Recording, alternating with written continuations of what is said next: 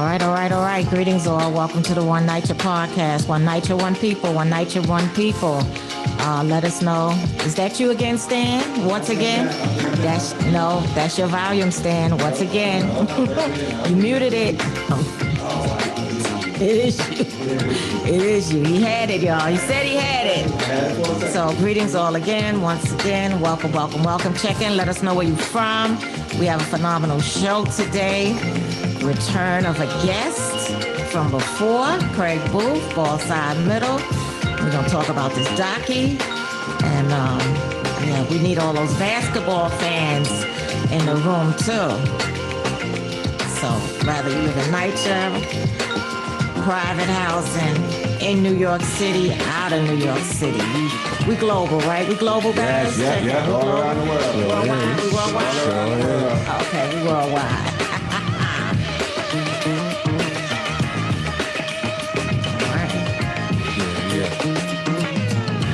How's the chat popping? We got a few people in there. They're checking in. You gonna turn that monitor on? Okay. All right. So once again, greetings all. So we're gonna start off with our week. He wants you to turn the mic, the monitor of my own mic. So he want to see himself. Yeah. Stan the man. See my boy Craig.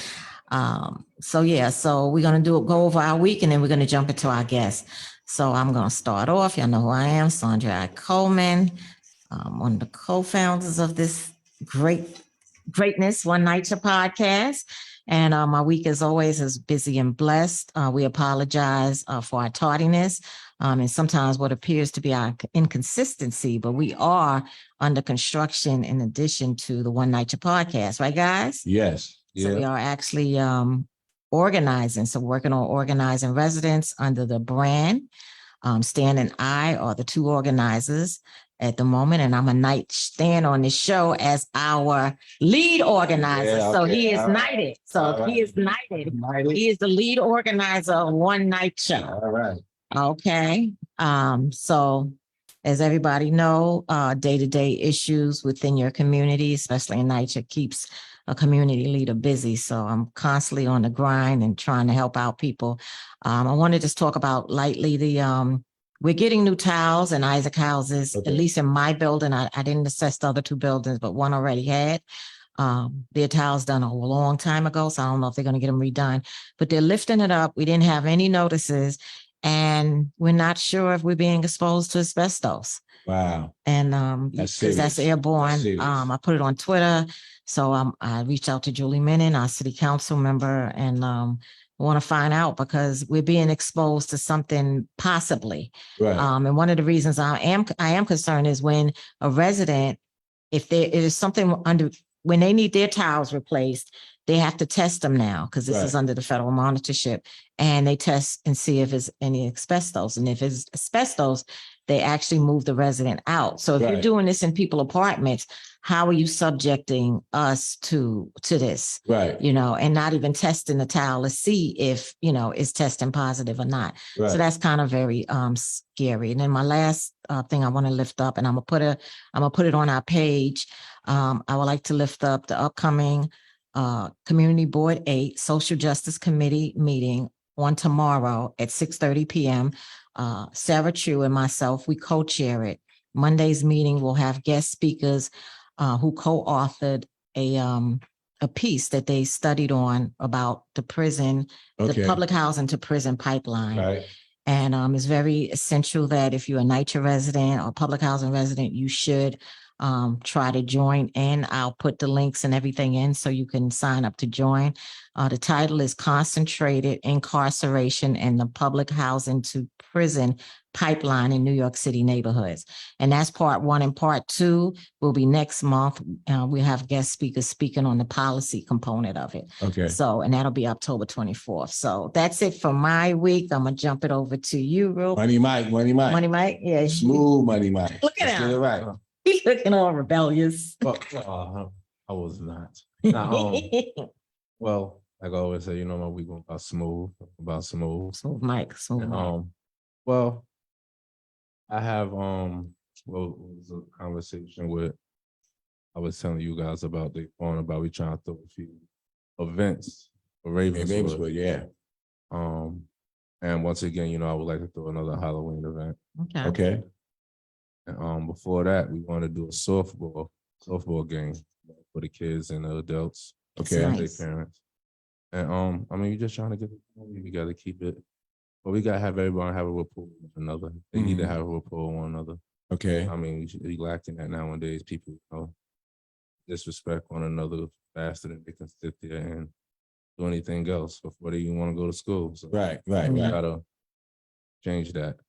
And we want to do a Christmas event as well. This is the plan. This is what we want to do. I'm trying to get it together. Got to start early. Trying to get it together.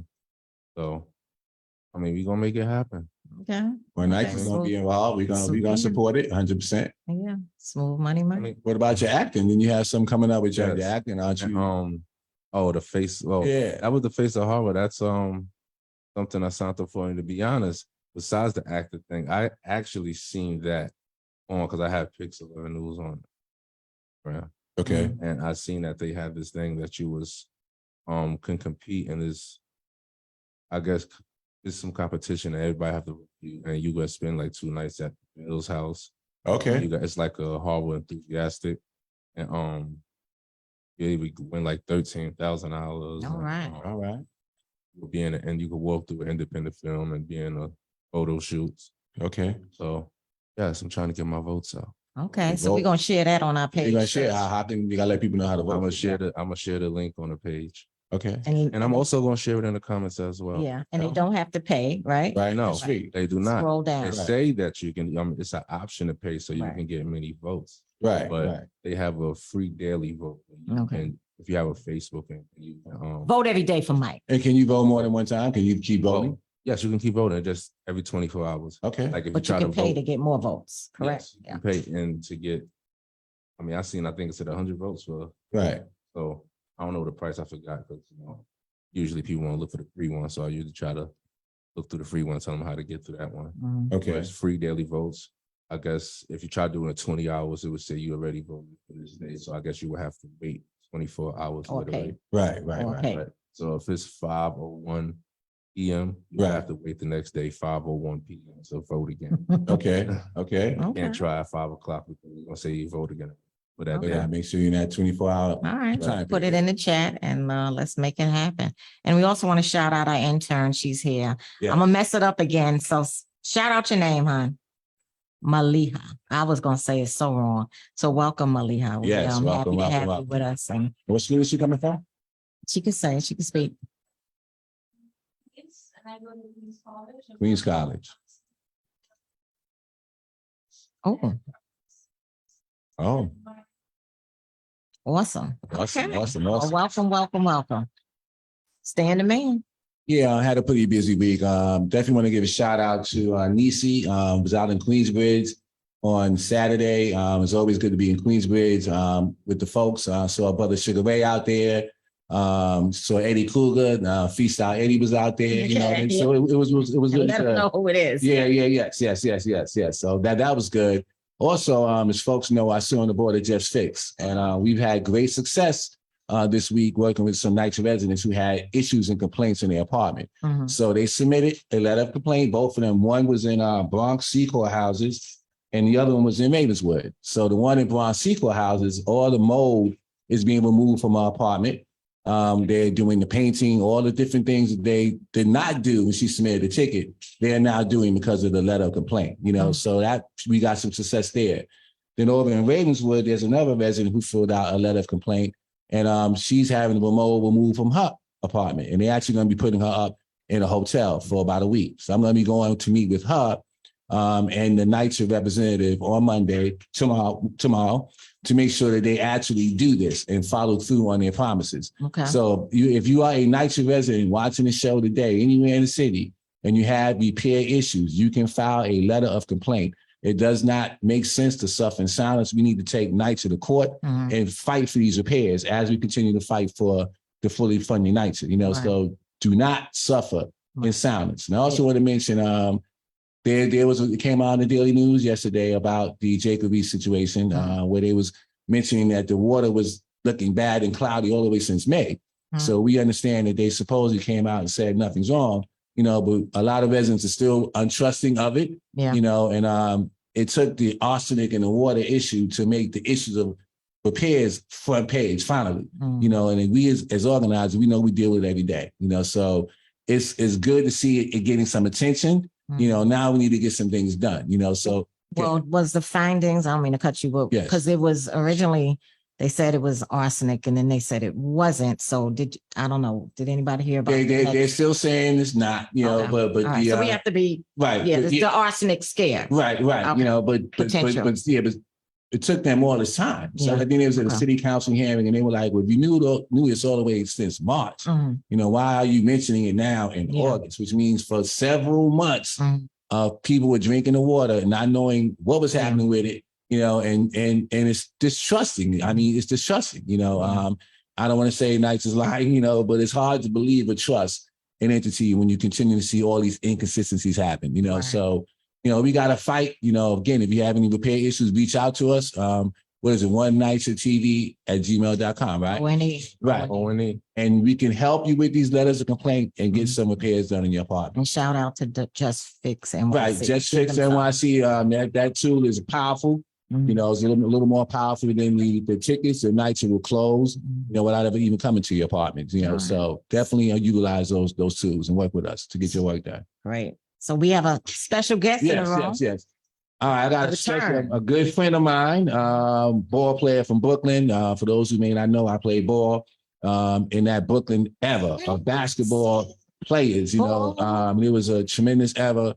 And my good friend Craig was able to capture it, you know, in a documentary and speak about it, you know, about the ball players and more importantly, how basketball changed my life and the lives of so many people from NYCHA in our communities as a whole.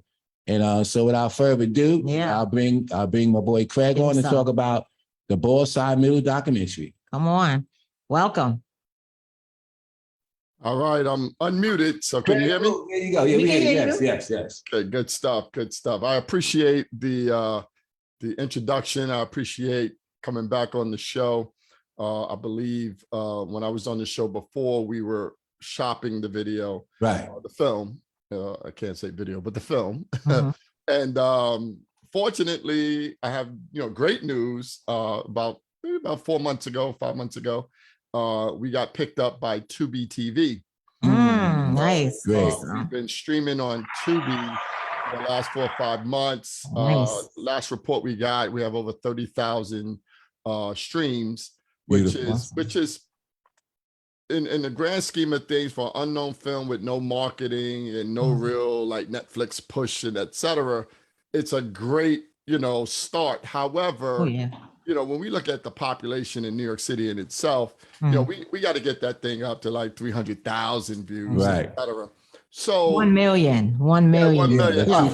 Let's shoot for a million. And worldwide, we like to get to 3-4 million. But absolutely. But we have some good news further. So we also got picked up by 4 other smaller streaming entities that we don't know much about. 2 are overseas and 2 are local.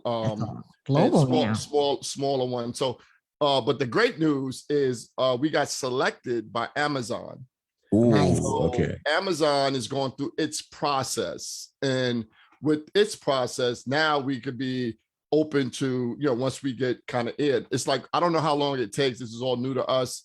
With Tubi, when they selected us, it took about maybe 3 weeks to get on and start streaming. But when you go to Amazon, the process, they selected us about 2 weeks ago. So we're waiting for their process. It could be 2 weeks, 2 months, I don't know. But again, the difference between Tubi and Amazon, Tubi is a free app that's on most smart TVs. You can also download it on your TV, as well as on your phone and on your computer. Because it's free, unless people are specifically going there to look for something, you have a slower sort of development as far as people streaming. Amazon has close to 100 million subscribers. Right. Now they're nowhere near Netflix, which has like 190 million subscribers worldwide. So when you're a subscriber, as you all probably know, you're going to go and use your subscription. You're going to go in there and see what's out there. So and it depends on how they place us. So in Tubi, we're under the genre of documentary and sports. Okay. We can also fall under the documentary Black film because it is a Black film. Mhm. So we're being patient. The film is not going nowhere. It's Right. historical. It's not like, hey, it came out and it has to, show now because it's going to be stale. No, this story is shining a light on a very important era in our lives and an important history that was just untold. Mhm. Absolutely. Awesome. Absolutely. Now we had 2 shows ago, we talked about the community centers in knighthood and how there's not that much for kids to do and so forth, so on. And I know, Craig, we were all blessed to have great mentorship and all that coming up in the coaches and all that. So can you talk about the inspiration behind this project, and what it meant to you and what it meant to all of us, to get out from our situations? No, absolutely. So for me, during COVID, as I mentioned when I was here before, I was contemplating writing a book about the experience. And my daughter and her fiance, who is our director, editor, executive producer, James Rapelier, said, "Now you need to film that because there was no film reflecting or showing what we went through." And so, not necessarily knowing how I was going to tell the story, organically, I just let it come together. So I just went out, started interviewing fellas, including yourself and others, just trying to pick up their feelings about the era, their feelings about certain mentors, certain people, like you had Michael Sr., different people, and trying to get a perspective. I know I had a touch to a lot of the people as well as a lot of players, being a ball player, and Stan is being modest. Stan was a very good basketball player. Thank you, brother. He's a Division I scholarship athlete, so don't let him downplay. Yeah, I played a little, Stan was the man. But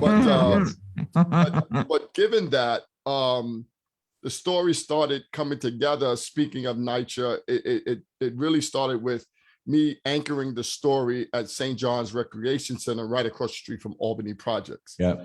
And so the support of the community there, which is really mostly the project people that live there, was able to really start really building a house.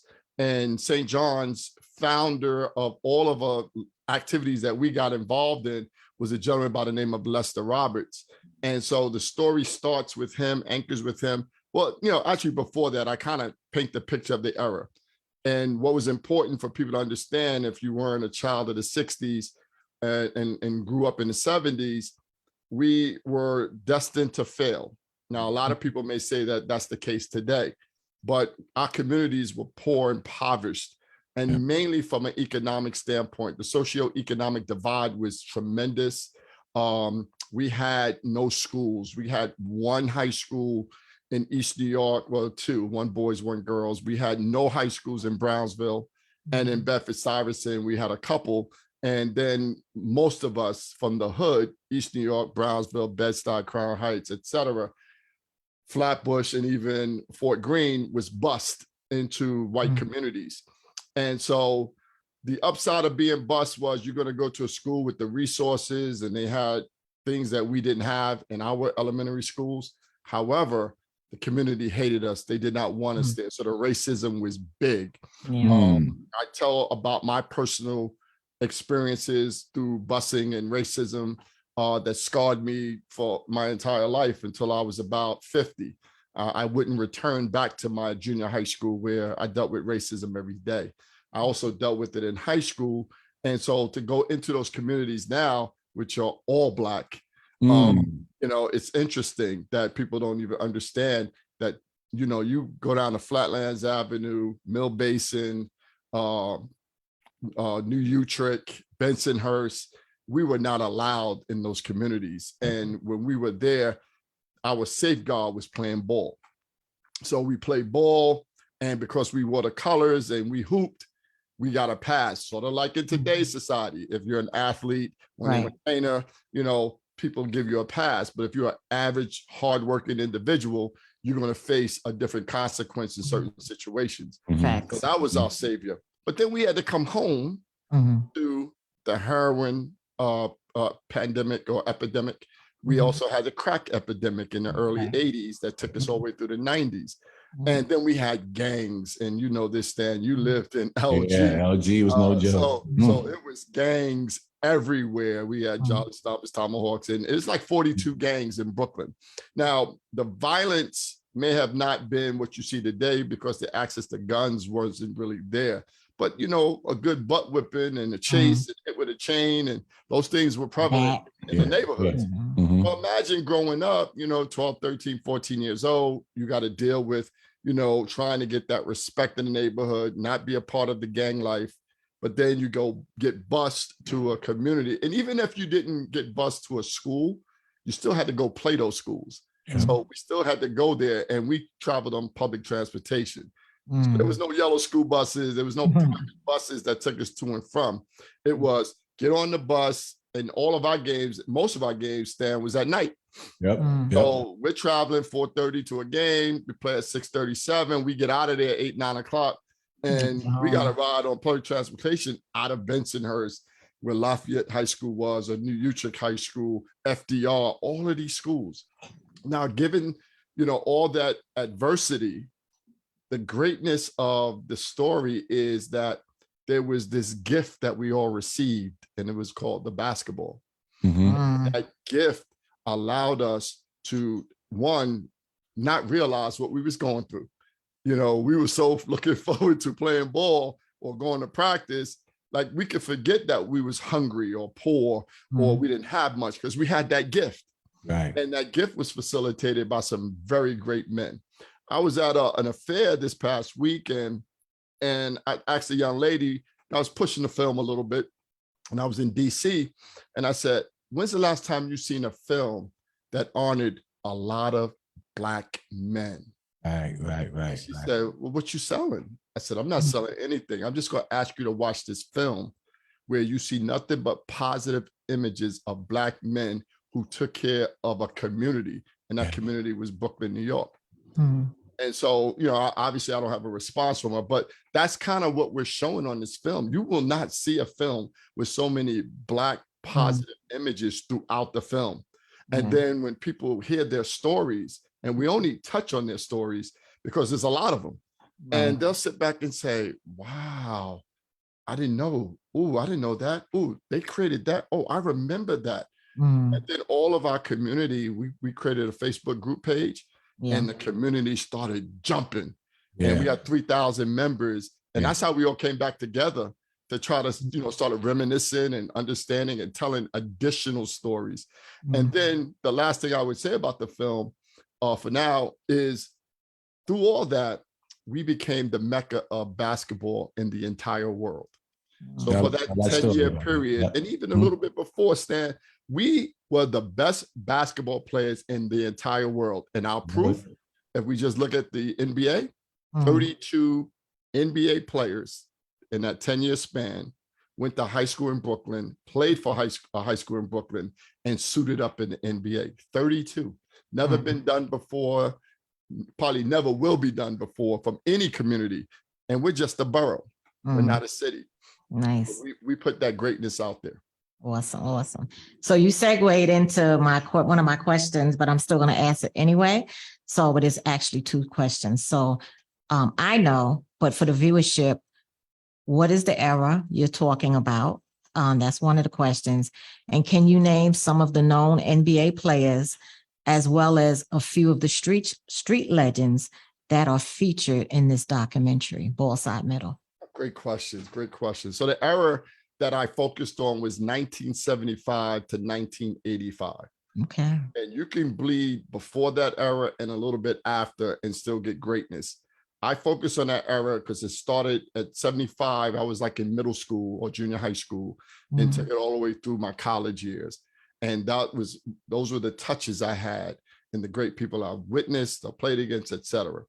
Some of the great people that we talk about in the film, aside from those coaches, as far as players are concerned, Jerry Nice Reynolds, who played for Alexander Hamilton on LSU, and then went on for a 9-10 year career in the NBA. We talk about Chris Mullin, who was a Hall of Famer. We talk about Bernard King, Hall of Famer. We talk about Albert King, his younger brother, We talk about Lorenzo Charles. We talk about World Be Free. We mentioned Jeff Houston. Rolando Blackman was interviewed in the film. John Sally was interviewed in the film. John Sally won a lot of championships for 3 different teams. So we had a great group of guys that really participated in the film. And we mentioned all 32, though. There's a segment where all 32 are put in a reel, and you get to see the greatness from Lenny Wilkins, the Connie Hawkins, the Billy Cunningham, the older guys. And then you come all the way through to Pearl Washington. Pearl, there you go. So we get Pearl at the back end. He's there with Chris Mullen and Ice Reynolds. And then the street legends. Come on. Well, be honest with you, all of us are street legends. Right. So we get it. We start on the playground, right? But you know, like we flashed a photo of Fly Williams as one of the greatest street legends. But we also got guys that a lot of people don't really talk about, like Kelly Washington, you know, who never played high school ball. Mike Niles never played high school ball, but they wound up being great players in Soul in the Hole and Reese Beach and Tillery Park. You know, so a lot of those guys get mentioned in the film. And then there's the colleges, Long Island University. They went to the NCAA tournament for the first time in the era. And I was with Eric Shaw, Earl Fuller, a whole bunch, Jeff Merriweather, Russell Davis. This is a whole bunch of Rudy Johnson. Most of those guys from Brooklyn. And then we also talk about the guys that came back to play for LIU, like Andre Sky Irvin and Derek Powell, who came from your boy. Lafayette Gardens, my boy. Who started at LIU. And then we talk about Brooklyn College. Brooklyn College, they were at one point a Division I school, but right before they went Division I, they went to the Final Four in the NCAA for Division III. And they had some great players: Keith Williams, Earl Robertson, Big Rick Davis, and Ron Phillips, and just a bunch of guys. I apologize for the guys I'm not mentioning. No, it's so many. It's so many. Yeah. It's so many. But our legendary status, it starts in the playground. Right. And it starts playing in the playground. And because we had a plethora of courts, that was our outlet. That was our go-to. And then you get these organizers, these Michael Seniors, and these Ted Gustuses, and these Jocko Jacksons, and they come in and they organize us. And then you get like a Lester Roberts, who creates organizations and who creates tournaments for us to play in. And then from there, we had the Brevoort tournament. So projects like Brevoort, Fort Greene, they started running nice events. And Brevoort tournament was the #1 tournament before Soul in the Hole and all that stuff, because teams from all over, Baltimore, Philly, all came to Brevoort, and we played under the lights. Now, unfortunately, as a kid, I never got to play in Brevoort. I didn't play until I was an adult. But as a kid, that was my go-to hangout. I would go. That's the first time I saw Sam Worthing play. Right. In Brevoort. And you talking about packed. They had entertainment. They had concerts at halftime. They had play-by-play. So they knew how to run it. And then I learned so much historically that the Holcomb Rucker, his first job was at Kingston Park. His first tournament was at Kingston. I didn't know that. Then he got transferred up to Harlem, and then he started running the Rucker up in Harlem. So Rucker kind of started at Kingston Park. And then Rucker became the Entertainers League later on, when P. Diddy and all of them had teams. But one of the people that was running that was a gentleman by the name of Rick Wheeler, God rest his soul. But Rick Wheeler was my high school teammate at South Shore. And he's a Brooklyn guy from Brownsville, from Bristol Street. And he went uptown and moved uptown and kept basketball going in the city. So we have influences in the great Riverside church teams, as you know, Stan. They pulled from Brooklyn when they went outside of the state.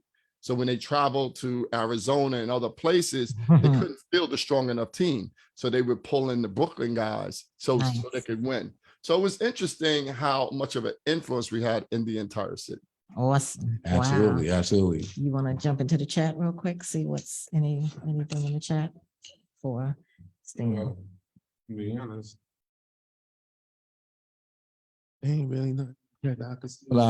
Since I can just describe, if there's nothing in the chat, just to talk about how big those games were. I remember in Lafayette Gardens, Craig, he was playing against Pearl Washington, and they had a stack crew. I forgot all the other ball players that played with them, but they came into our park. They was winning all the tournaments. They came in with Playboy bunnies. and all of this stuff. I mean, I never seen it like this before. They rolled up, you heard people screaming, NA Rock, NA Rock, NA Rock, before they even got to the park. Right. They came with Playboy bunnies. And I'm like, I never seen it like this in my life. So they sitting there getting their faces patted, you know, by these young ladies. We ended up beating them. And then the park got shot up. You know, we couldn't pick up our trophies. Malik Sealy played in that game. Okay. He was real young then and came off the bench and was incredible. You know, but those games were insane. Can you speak about how they brought the community together and just the whole feeling of it? No, absolutely. I'll tell you, and I mentioned this in the film. At 10 years old, I went down to St. John's and I played in Citywide. Mm-hmm. And so I'm coming from Flatbush at the time. I'm living in Vanderveer in Foster Park. And Foster Park was pretty hype, you know, growing up. But when I went down to St. John's, you seen grown men like, you know, 50, 60 years old hanging on the fences watching 10-year-olds play, watching kids play. Yeah. I said, man, that's where I caught the fever, the bug. So now through the years, you know, I was fortunate to win Soul in the Hole in 1986. And the crowd, I mean, you couldn't even get in the park for the layup line. People just hanging on the fence. People talk about Rucker and all that. No disrespect, because I played the Rucker as well. But you talking about, we had that going on in almost every park in Brooklyn. Yeah. Everywhere you go, we had people, you had the old heads sitting around commentating. You had people talking smack. You playing to get your respect. Right. So when you talk about community, the community was involved. The ball players, you know, we watch each other play out of respect, but you know, we wouldn't, like, if I saw Stan back in the day, I would say he all right. Like, you know, the praise I just gave him, like how good he was, I wouldn't tell him that back in 1980. Right. You know what I'm saying? Because I got to play against him at some point. Right. And if he feels that I like his game, it's over. That It's gives over. him an edge, right? It's Right. over. He's like, oh, he likes me, Yeah, so I'm going to eat him alive. So we didn't have that type of dialogue with each other. However, we respected each other because, you know, it was no beef amongst us. We play, we do our thing. And when you talk about some of the nuances that may happen after, because people betting on games. Well, there you go. Doing some things. You know, I had a guy say, yo, man, I got 10 G's on this game, don't lose. And I said, listen, that's your problem. That's not my problem. I'm going to go ahead and try to win anyway. But I mean, fortunately, we win, so I don't even know what the outcome would have been if we lost. But yeah, it's a community thing. You know, it was interesting too in our day, which I don't see today.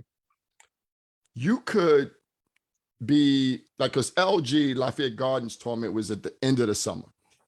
So you would have certain tournaments start in the beginning, then some pick up in the middle. But LG was more towards it was like the August bump. Everybody was, you know, Soul in the Hole was over. So you finish up at LG and then Tillery Park. That was kind of like the end, right?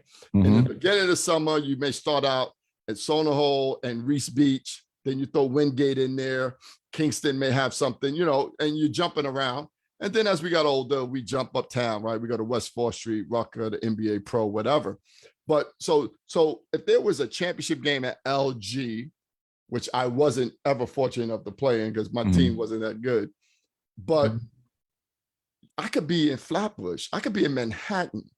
I could be getting off of work and somebody say, yo, championship 3:00 at LG on Saturday. Right. And it was just, you know, the basketball community, we all would know. And now, like, people don't know who's playing when, where, what. It was like, it's like a celebrity status back then. That we knew when the chips were, we knew when the playoffs were, and everybody gravitated towards that. And we talk about a team like NA Rock, the Flames, my team, United Brooklyn, other teams, you know, we had like a celebrity status amongst our peers. People knew who we were. And then if it wasn't your team, it was your project, right? They knew that, yo, I'm a ball player from LG, so you rep LG. And you know, growing up in that environment, being a ball player saved your life. Talk about it. Wow. Mike, Yeah. you want to jump in the chat real quick? And then I have a question. I'm sorry, Brenda, because, you know, I had to go back out so I could be able to see some comments. I couldn't see the comments at first. Okay. But you wrote, Sika, SS9 had a successful march at the African American Day Parade We distributed over 500 flyers asking people to get involved as we lift our voices against privatization. Mhm. Out of 400,000 residents, we had about 50 participants. We will continue to educate residents and encourage participants in their saving their homes, family, and communities. Absolutely. We still don't get it. No, we don't. We got to fight, folks. Anybody They coming for us No now. other comment? Any other? Well, oh yeah, we got congratulations. Who? Kalu, that's okay. That's Kim Tyree. She's Right. probably Right. congratulating Yeah, Craig. for the Congratulations. docu. Yeah. And then Brenda wrote again, if we don't come together to address this nitric crisis, where will these players be? Right. Well, a lot of great ball players came out of nitrate, so and without these tournaments and all that we experience, like Craig said, we to be dead, playing ball save lives, in our neighborhood. So yeah. Kim said we need to take our families to the African American Museum in Washington, D.C. Mhm. Yeah, I've been there. Yeah. Yeah. They should, people should get out there. It's a nice trip. We need more than a day though to really absorb it all. So one trip, a bus trip is not enough Right. because you gotta get there several hours, about 5, and then however they allow you to be there, and then you got to get back on the bus. So you really have to go out there and like stay a couple of days and really bask in it, and it's worth it. So I have another question.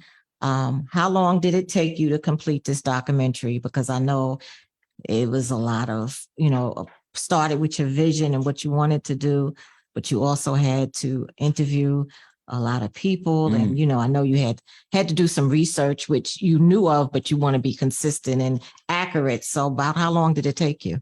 Absolutely. That's a great question. So we started in conceptualizing in February of 2020. Okay. And I started litmus testing, or let's just say proof of concept, through Facebook in about April of 2020. Started filming Memorial Day weekend in Brooklyn at St. John's. That was the first day they put the rims back on the courts in Brooklyn. Okay. So it was really a coming out party because people weren't out in the parks. Right. And we thank God we were safe the entire time. No one got sick. We had 140 individuals that were interviewed. Have over 120 hours of film that we collected. The film is 1 hour and 45 minutes. Okay. Our goal, if it's not a question, but our goal is to turn this into maybe an 8 to 10 part series, docuseries. Yes. Okay. And if not, maybe create a fictional TV show that could stream based on the characters. So we could change the names, but their lives are so important. And I think we have something there. So we're actually putting a pitch deck together as we speak to turn it into an 8 to 10 part series. And they could do it out of docu with the factual people, or we could just base it, with fictional characters, but add some truth and embellish some things so we can get the drama out of it, right? Because there's some things that happen and nobody necessarily was in the room with certain people. Right. So we can recreate those scenes, right? They do that like they do Martin Luther King. They'll recreate like what happened right before he died, etc. So that's something that we're working on. We concluded the film in 2021. Okay. So we actually had one version of the film, and because we're new to the film game, I decided to test it with some of the film people in the world, and we had to redo it from a storytelling perspective. The first one was real good, feel vibe with the, we had the music, we had Love is a Message, got everybody on camera. I got about 12, 13 different looks in there narrating the story. And it just didn't carry the cinematic appeal that these streaming companies, film companies are looking for. So we took everything back. I went into the studio and I told the story for like 3.5 hours. Okay. And James did the editing on top of that. And so that's why we got a nice, it worked because we got picked up, right?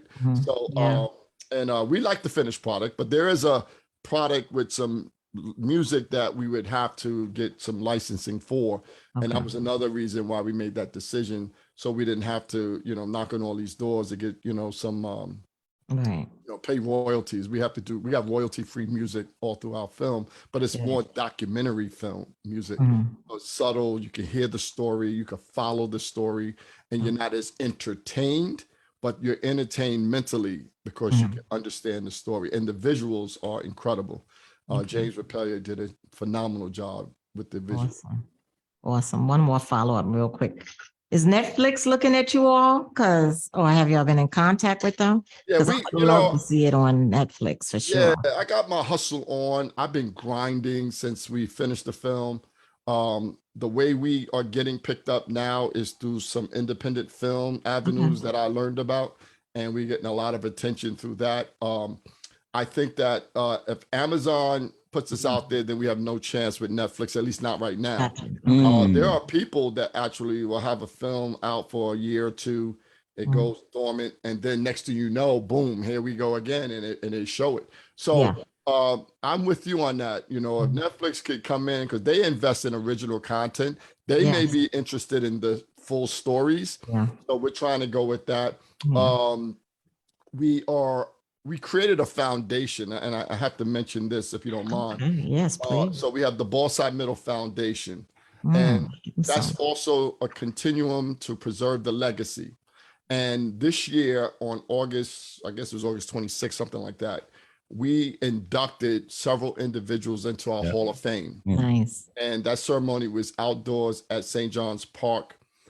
Inducted was Ray Haskins, who is the executive director of all of PSAL, all of Public School Athletic League. So he may be a good guest for you, Stan. I mean, Ray's got a big job now. He's in charge of all the sports in the city, public school. Ray was inducted. He was former Alexander Hamilton coach, LIU coach, and he's our institution. Lloyd McCrory been working at St. John's Rec for 50 years. He was inducted. And then we had Ted Gustis was inducted, who's also building. He may be another good guest. He's building something called the Hall of Fame Center, but it has some technology components in there. It's going to benefit our community tremendously. He can probably deep dive into what that is about, but that's a major multi-million-dollar project involving the mayor and a bunch of other people. So those three were inducted, and then some of the deceased, Frank Mickens, former coach at Boys and Girls and principal at Boys and Girls, Rodney Parker, scout from Foster Park, Lester Roberts, of course, the godfather of basketball during the era, and Wayne Mackey, who was the vice president of NFL football officials and recently passed away. And he's also a big basketball guy in the community during that time. And he's also responsible for putting all those women on the field to referee NFL games, as well as all those African-Americans. So we wanted to recognize him. Sid Jones, who's a great community coach, and we recognized him, and George Murden, I believe. So I hope I'm not forgetting anybody, but those are our initial. Now, if I may, next year, 2023, we're going to take the foundation to another level. So we have 3 projects that we're trying to do. Project 1 is to have a Ballside Middle conference so we can get all of these African-American youth leaders along with the old school guys in a room and have a conference to talk about things that you talk about, community coaching. We don't see enough of that. How to become a community coach, how to get these kids together, how to keep them occupied, tell our stories of how we survived the streets, get them away from gun violence, get them away from things. So we want to do a conference. And then we also want to do a ceremony, and we'll be giving out awards to community leaders that are in the name of the deceased Hall of Famers. We'll be giving out awards to those community leaders. And then we're going to have the Hall of Fame ceremony. We're going to induct about 20 players from different parts of the era, high school players, college players, street ball legends, and schools will induct them. And then lastly, we got a project we're working on, and we're trying to work on this. We're trying to get the attention of the Brooklyn Nets through some of our contacts. Okay. So behind St. John's Recreation Center, there's a mural. I don't know if you've seen it, right across from the softball field. There's a big mural on the building that does not speak to our community at all. Okay. It's like a mural you'll probably see in the village. It has nothing with our community. So We already got an artist. We're just trying to go through the political realms, and hopefully the Nets coming in with us on this project. Awesome. Repaint the wall with our historical figures from the Ballside Middle era. That'll be And nice. get less on that wall. And That'll be get nice. Yeah. stucco Yeah. on that It wall. is so. Yes. Yeah, so that's what we're Yes. trying to do. I like that. If everything works out, we'll unveil it. It's the last weekend in August of next year. All of this would Okay. happen, and we'll unveil hopefully that Sunday in that Mhm. last weekend in August. So Keep us in the prayer. loop. Yeah, Yeah, definitely. yeah, I'm a minister, so it is so. I'm praying for that. And And you please can help. keep Any us in the question you loop can put. because we would Yeah, love to yeah, be there Yeah, on absolutely. set and film, Yeah. film it for, we don't even have to shoot physically in the studio. We can shoot from there and do some Absolutely. interviews too. But no, that's awesome. I wish you, not even wish, I'm going to pray, keep that in prayer. Absolutely. Add that on. Yeah, that's Appreciate it. good. Need it. Yes, Dan. So Craig, what do you think is different now? I know I respect you, but it seems a little bit different today, with kids and ball players and the mentorship with these kids. Can you speak a little bit to maybe what the differences are today with these kids? Yes. So from an observation standpoint, I've never seen the parks so empty. Yeah. And you know what's sad about it? The parks are fly now. Yeah. Yeah, right? Yeah, Right? Yeah. Fiberglass backboards, pretty courts. Yeah. Our courts, we had cracks and bumps and, but I don't understand that part of it, is that there is no allegiance to the park. Yeah. Nope. So now if you have people that have an interest in coaching and bringing kids together, working kids out in the park, there's no kids there. So they're not there. So that means we have a lack of leadership, a lack of community leaders, community coaching. I became a community coach and then ultimately a high school, college coach because of my start as a kid. Right. I admired all of these men, and that helped me coach in life. I became an executive on Wall Street because I coach. I just, because I learned my skills in the streets of playing ball and then being coached and then learning how to coach. And so I think that what we have to do, and I talked to Ray about this, we just need to start learning how to pass the torch and teach these community, Definitely. these wannabe coaches or people that's trying to get out the community, teach them how to do it, show them the way. Why isn't there's a tournament, I think a league they run at St. John's called IS8. Mm-hmm. Well, IS8's in Queens, right? Now I know the founder and all that. Pete Edwards runs it. That's a good friend of mine. But why isn't it a Brooklyn event? Why is it a Queens event in Brooklyn? And then the same thing in Queens. I go out to Queens a lot. Same thing. The parks are empty. I drove by Ajax Park, empty. And, it would be hard pressed to go to these parks. You got to get some run, the competitiveness and et cetera. So I think the New York City Housing has maybe done its part to some extent by fixing the parks up. However, nobody's developing programs. Exactly.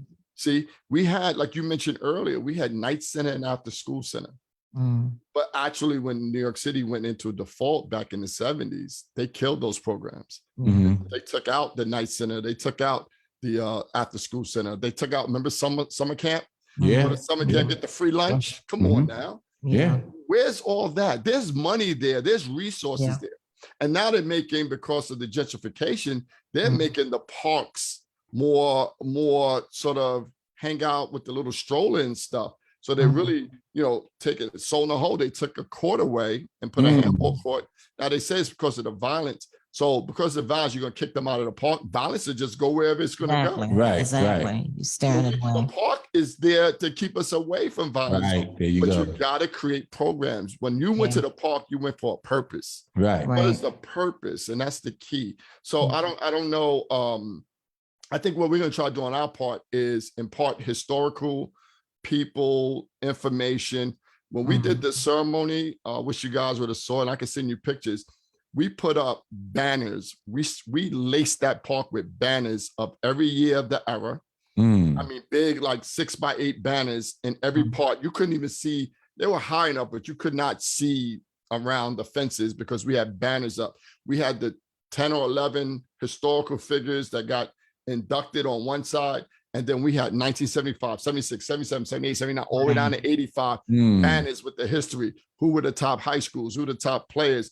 who did this, who do that. Stan, you're in there. You got some love on the Okay, back. okay, good. So all the banners was there. And so when people came into the park, they were like, oh my, this is deep. You guys really, y'all laced this park.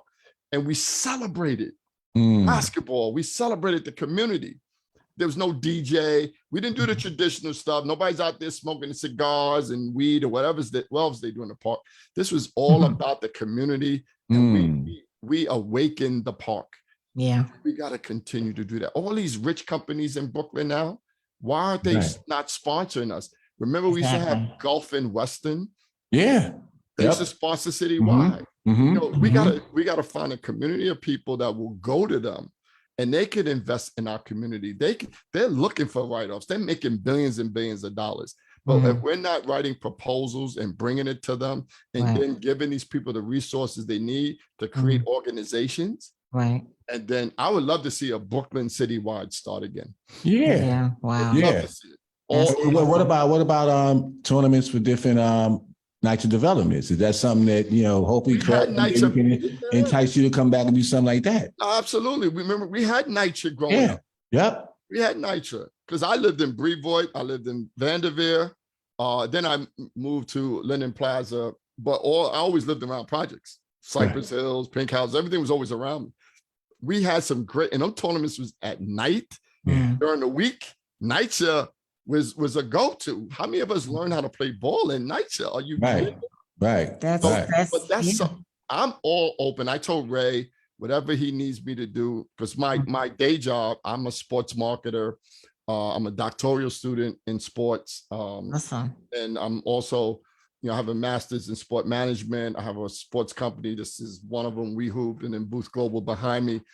Okay. I'm game for helping show people how to do this. It's not about making money. It's about bringing corporate America together with what we do here. And the things in these communities outside of New York, I live 30 minutes outside of DC. DC even, they invest a lot of money in their youth programs. Yeah. Because that's how you curb violence. Right. The violence. Right. Yeah. Keep us busy. Yeah. Busy. Yeah, you're so right. One of the issues with public housing now is a lot of our community centers are privatized. Yes. So that's and some of them are closed. Right. Doors are padlocked, and it's really disenfranchising our community because what do our kids have to do? Right. We're speaking about basketball, but I helped out with which was the Jets of Harlem, now the Harlem Jets. I served on that. And that was something that we were able to service over 300 kids. I was a director of administration for a while when I was with them, but just to think, and we had some kids that played basketball as well. They would come from, there to the field, because they're doing both things, and they all say the best conditioning is football, right? I did everything. Trust me. Basketball, I grew a little bit, and basketball just gave me more love. Right. But I played two-hand touch football. I played baseball. I played whooping ball, kickball, punch ball. The sports we needed. Yeah. Bumper pool, ping pong. Yeah. Board games. I beat my kids to this day. They're adults, but I beat them all their life because I grew up playing all that stuff. And I even learned how to play the piano in recreation. I didn't do it well because I took the money and went and played basketball. But these are things that was available. To your point, need these services. It's not just the basketball. It's exactly. everything. Yeah, and it doesn't cost a lot of money exactly to invest in that. It's just that you got to hire people. Right. And let me just say this too, something to think about, food for thought. When we grew up, Stan, and we were in college, there were no sport management degrees. No school offered that. No school. It was no such thing. Because I sure enough would have majored in sport management when I was in undergrad. There are most minorities, like sport management programs, 50-60% of the students are African-American. They're taking that major. They're coming out. They're not getting the opportunities. So imagine if we can get the city to develop recreational programs, reach into the colleges and get these interns in to start working with the youth. Yeah. And start, just being building supervisors, activity supervisor, get them to run a league, a tournament, kickball, soccer, whatever. And then the next thing you know, they're getting the practicum, they're getting the vocation, Right. and maybe 10% of them stick and want to work in that field. Right. And now Right. you're developing future leaders, organizers, and you're giving them the playground to play in. Right. Yeah. Right. That's how I think you should do, because you have people that are studying this. They're reading books, they're Mhm. taking tests and Mm. getting degrees in the field. But how are you translating that over to, because all of them think they're going to work for the NFL and NBA. That's not happening. Right. Boys and girls clubs, YMCAs, Parks and Rec, plenty of jobs, tons of jobs. And if you talk to guys like Lloyd McCrory, former Buddy Keaton, people like that, all these guys were Parks and Recreation people. And they had Wow. very good careers, very good careers. Yeah. Wow. Yeah, we Wow. def- That's the part to work on. We need Yeah, that. we You're def- right, Craig. I went by Lafayette Gardens and saw nobody, not a Oh, single soul in the park at all. It's heartbreaking. But yeah, you had a question. No, yeah, I was gonna say, yes, so it's so very needed for our communities to be invested in financially and our communities. We need our centers. We need all these centers open. We need people that want to come back and coach, we need, people have a love for sports, Right. especially if you played sports, rather basketball, football, you ran track, whatever. Those people really love the sport. So Right. they're willing to give back. My brother refs in Jersey because he played basketball. Okay. I speak of the Bronx. And when you're speaking of the courts, I grew up in McKinley houses. The courts stayed full. Mhm. And you're right. When I come back over or walk through there, it's nobody out there playing basketball. And it just, you able to find your kids. You knew, like my mother was looking for my brother, where's Ike at? He's in the courts. Right. You knew they were in the courts and they wasn't getting in trouble. Right. And he played for a team as well. So with that said, we have to bring back, we want to curb violence. We want to stop the pipeline, the prison, what is it? The prison industry, the complex, I'm trying to say, Right. but we want to stop that and stop seeing our people go in that, but we have to give them opportunities. Right. Because if not, what are they're going to wind up getting in trouble if you don't have nothing for them to do. Right. The idle mind. That's You know right. what I'm saying? That's right. But yeah, I mean, but yeah. thank you for what you do. And let's continue to, learn about this and however we can help, we there, stand as a part of it. We should talk, Craig, about really trying to do that, really bringing these tournaments back. I'm all for that. I know you can't even go to certain developments like Ravenswood and Queensbridge can't get together and to do anything because they're going to break out and there's going to be a fight. But if there's basketball, like we grew up, I think it could put an end to a lot of that stuff, and I think that's needed. So yeah, however we could work on something like that, we should. yeah, I think you could start off with some sort of task force, brainstorm, get a few pivotal people in a room, and then we design a program that's citywide that could be beneficial anywhere you go. Yeah, elected officials, And then funding. get the elected officials, and then also get this corporate money. Trust me, I'm a product of 30 years in corporate America. There's money. Mhm. I ran my nonprofit youth program. I used to get $50,000 a year for my program from one company. Mm. And I would take 30, 40 people to Vegas every year to compete. These kids 14, 15 years old going to Las Vegas, okay, on planes. Mhm. That's what I'm saying. So there is monies. We just have to target those monies. And let me tell you, those people that are working in those buildings now downtown, who are now residing in our communities, Right. they want us to have activities that's safe and we show benefit to the entire community, Exactly. not just people that look like you and I, but the Right. entire community. But then we have a targeted one and bring NYCHA sports in there, and we could start having NYCHA developing. You could develop all types of competition in every single Exactly. discipline that's Wow. out there. Yes. Yeah. Yeah. Yeah. So I'm raising my hand and say, hey, if you want to do something, I'll come up. And Yeah. I'll talk it up with you guys, chop it up. I mean, it's just something that's why I'm going to school even more for it, because I want to leave a footprint on sports in my community, Brooklyn, New York City. I've done a lot down here in Virginia, but as I said in my film, I owe Brooklyn. Brooklyn saved me, and I owe Brooklyn everything that I've learned and done, and I want to continue to give to Brooklyn. So Just count Awesome. me in for anything that y'all put together. Thank We got to you. work on Yeah, that. That's something to definitely. work on. That's something to work on. Definitely, definitely. So we about to wind down. Any final words from you, our guest? And you want to tell people some platforms to follow and where they can find, the Ball Side Middle, the documentary, and for free and for pay. If they have to pay for it, let them know where they can go. Because I seen clips. I seen a lot of your clips, and they were awesome. Just the clips, the 3 to 8 Please minute watch clips. the film. I think No, I want to see it. Yeah, I am going to watch it. so. This is a shameless plug. It's Tubi. Yes, no. Tubi's the place where you can get it for free. And all you got to do is go into the search engine documentary. And if you just type in the word ball, this picture will come up, and there you go. So it's not a hard search at all. We're like the first one on the ball in the documentary search on Tubi. When the Amazon drops, I'm going to spread it to the world via our Facebook page. If you want to join our Facebook group, is Ball Side Middle Documentary. There we are always sharing information about the era and also just about basketball. We do have a website where you can see those clips that you mentioned. It's called www.ballsidemiddledoc.com, ballsidemiddledoc.com.